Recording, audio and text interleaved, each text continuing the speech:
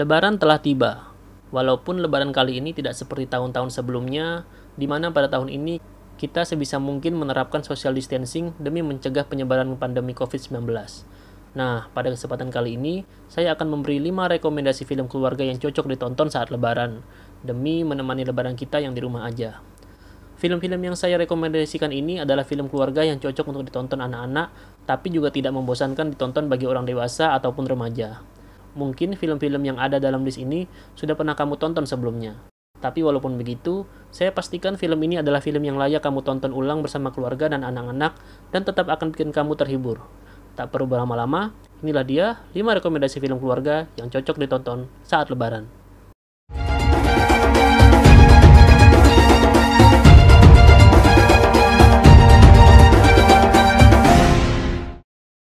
Halo teman-teman, bertemu lagi di video saya. Kali ini saya akan memberikan 5 rekomendasi film keluarga yang cocok ditonton saat lebaran, yang sudah saya urutkan dari terakhir sampai yang pertama. Langsung saja, nomor 5 adalah The Pacifier. The Pacifier adalah film yang menceritakan tentang seorang tentara marinir berbadan besar dan kekar bernama Shane Wolf yang diperankan oleh Vin Diesel, yang tiba-tiba mendapat tugas untuk menjaga anak-anak di rumah mereka.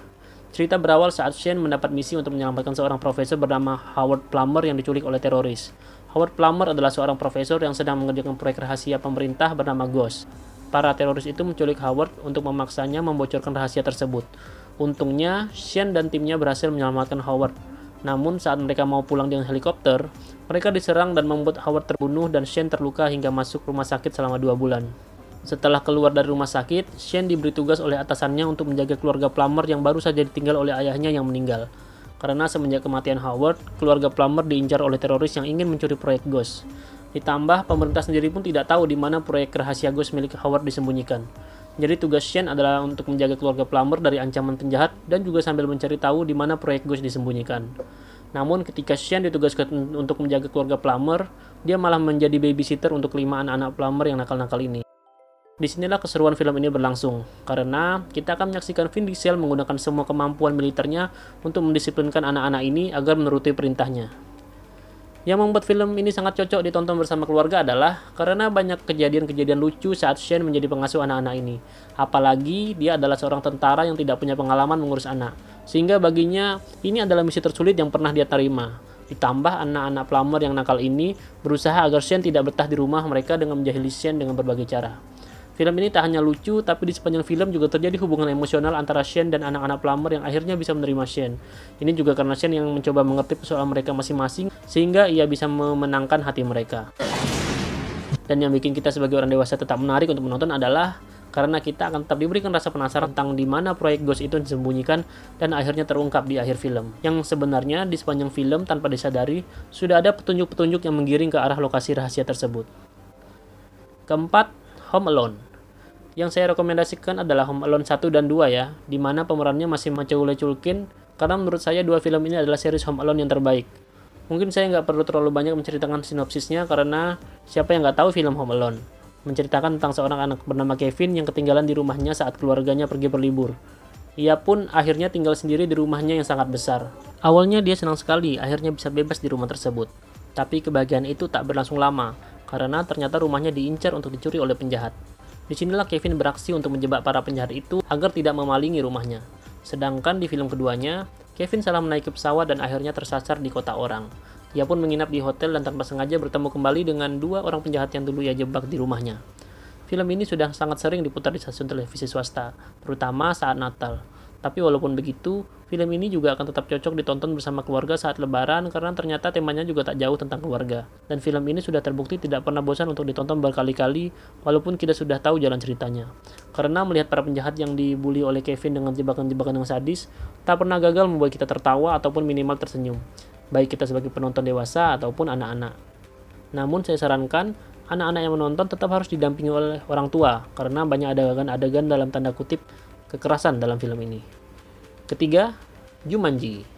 Ketika saya ngomong Jumanji, maksud saya adalah Jumanji yang ini, bukan yang ini, apalagi yang ini. Ya, Jumanji adalah salah satu film favorit saya dari kecil dan sampai sekarang. Cerita awalnya yang cukup dark untuk sebuah film anak-anak adalah salah satu daya tarik mengapa orang dewasa juga tetap cocok menonton film ini. berkisah tentang seorang anak bernama Alan Parrish yang menemukan sebuah board game keramat bernama Jumanji, di mana ketika permainan ini dimainkan, isi dari permainan ini keluar ke dunia nyata, dan para pemain harus menyelesaikan permainan ini jika semua ingin kembali seperti semula. Tragisnya, baru saja Alan memulai permainan ini, ia malah terjebak di dalamnya dan tak bisa keluar, selama bertahun-tahun. Kepergian Alan pun membuat ayahnya stres dan panik. Ia mengerahkan segala cara untuk mencari anaknya yang hilang entah kemana, sampai hartanya habis dan perusahaannya bangkrut. Hingga akhirnya rumahnya dijual dan dibeli oleh seorang wanita yang memiliki 2 orang keponakan yang bernama Judy dan Peter. Disinilah Judy dan Peter menemukan Jumanji dan memainkannya lagi. Saya nggak pernah bosan menonton akting almarhum Robin Williams di sini yang menjadi seorang jagoan tapi juga lucu. Apalagi pengembangan karakter Alan Parrish yang awalnya adalah anak yang cupu, lalu ia terjebak di dalam Jumanji selama belasan tahun dan keluar menjadi seorang yang tangguh dan ahli bertahan hidup. Banyak pesan moral yang didapatkan di film ini, tentang keluarga, pertemanan, dan pendewasaan dari karakter Alan Parrish. Film Jumanji ini mengajarkan kita untuk menjadi orang yang kuat dan tetap maju ke depan menghadapi semua rintangan. Film ini mengajarkan bahwa kita harus menyelesaikan apa yang sudah kita mulai walaupun itu berat dan apapun hambatannya harus kita hadapi hingga tuntas. Karena pesan moral yang begitu dalam itulah mengapa saya merekomendasikan film ini ditonton bersama keluarga di saat lebaran. Kedua, Up. Film animasi yang begitu lucu tapi juga begitu mengharukan. Entah sudah berapa kali saya nonton scene Married Life di film Up yang tanpa dialog itu, tapi tetap saja terharu melihat endingnya. Padahal itu baru opening di filmnya saja.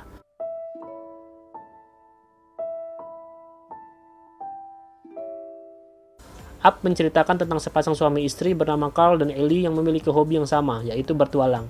Dari kecil mereka berteman hingga besar, akhirnya mereka berdua pun menikah. Namun Ellie bersedih karena ia mengalami keguguran dan tidak bisa punya anak.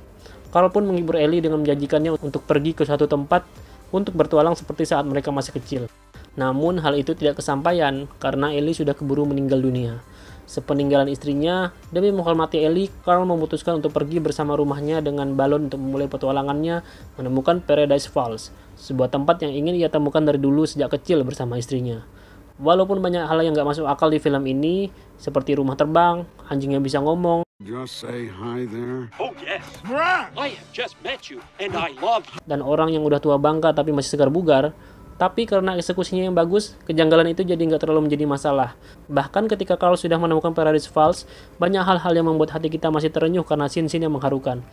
Bagi anak-anak, film ini akan sangat menghibur karena karakternya lucu-lucu dan kocak. Bagi orang dewasa, tentu saja, karena ceritanya yang begitu deep dan mengharukan. Juga humornya yang tetap lucu, bahkan untuk orang dewasa.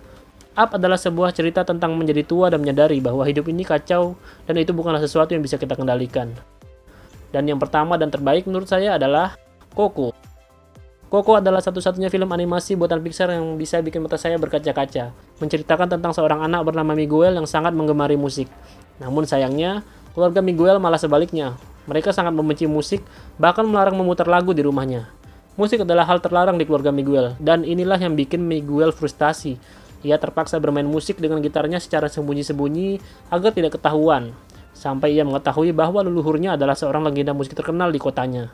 Dan tanpa sengaja, ia masuk ke dunia roh dan ingin bertemu dengan arwah leluhurnya itu. Tapi tenang, walaupun ini film tentang roh, ceritanya nggak horor sama sekali. Malah hantu-hantu di sini lucu dan tidak menyeramkan. Pixar memang udah sering bikin animasi dengan cerita yang mengharukan. Tapi, Coco ini beda. Ceritanya begitu powerful dan dalam. Bahkan di awal, kita nggak bakal menyangka filmnya bakal sesedih ini. Karena di awal, ceritanya sangat fun dan lucu. Saat saya menonton, saya kira saya sudah bisa menebak plotnya seperti apa. Tapi ternyata tidak. Plot twistnya walaupun nggak terlalu bikin mind blown, tapi cukup mengharukan. Atau saya bilang, menyedihkan. Dan inilah alasan film ini juga cocok untuk ditonton orang dewasa. Karena kalau dipikirkan secara mendalam, banyak pesan yang terkandung dalam film ini. Ini adalah film yang sangat saya rekomendasikan untuk ditonton bersama keluarga. Dan apabila kamu mempunyai waktu terbatas untuk menonton kelima film yang saya rekomendasikan tadi, dan cuma bisa nonton satu film saja, maka kamu harus nonton Coco. Saya jamin waktumu nggak bakal sia-sia. Itulah 5 rekomendasi saya untuk film yang cocok untuk ditonton saat lebaran. Ya, walaupun lebarannya sudah berjalan beberapa hari, tapi semoga bisa bermanfaat dan cocok sama rekomendasinya. Jika kamu punya pendapat atau rekomendasi film lain yang cocok untuk ditonton bersama keluarga saat lebaran, silakan tulis di kolom komentar, siapa tahu bisa bermanfaat buat teman-teman lainnya. Dan jika kamu suka video ini, jangan lupa untuk klik subscribe dan bunyikan lonceng agar tidak ketinggalan video saya yang berikutnya. Terima kasih bagi kamu yang sudah like, subscribe, dan menonton video ini sampai habis. Sekian dari saya dan sampai jumpa di video berikutnya. See ya!